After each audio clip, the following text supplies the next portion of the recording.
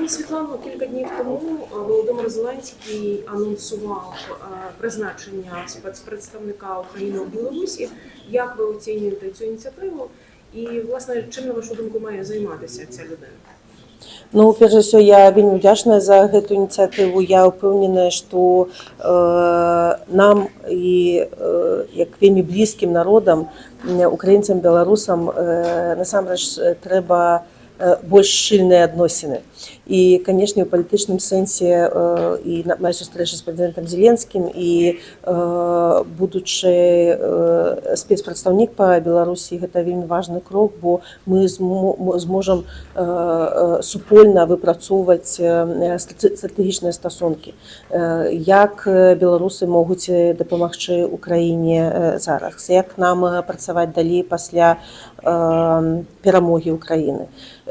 Што такое беларуска-украінскія адносіны, што нам трэба да людзей даносіць, што беларускі рэжым, беларускія людзі не адно і тое ж, таксама як і Расія і Беларусь не адна і тая ж.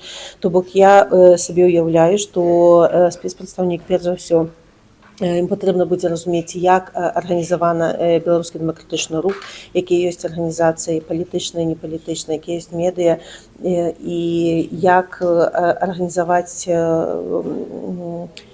такую сістэмную працу паміж дэмакратычным рухам і украінскімі ўладамі і украінскай грамадзянскай супольнасцю. Я спадзяюся, што вельмі хутка спецпрадстаўнік будзе прызначаны, бо нам вже вельмі хочацца пачаць працу.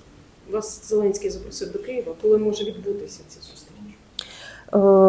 Я не магу назваць пэўных дат з розных прычын, але ж праца над гэтым візітам ужо ідзе, бо шмат з кім трэба сустрэцца. Гэта і з кіраўніцтвам Украіны, але ж і з беларусамі, якія жывуць на тэрыторыі Украіны, канешне, з беларускімі ваярамі, якія зараз захищаюць Украіну.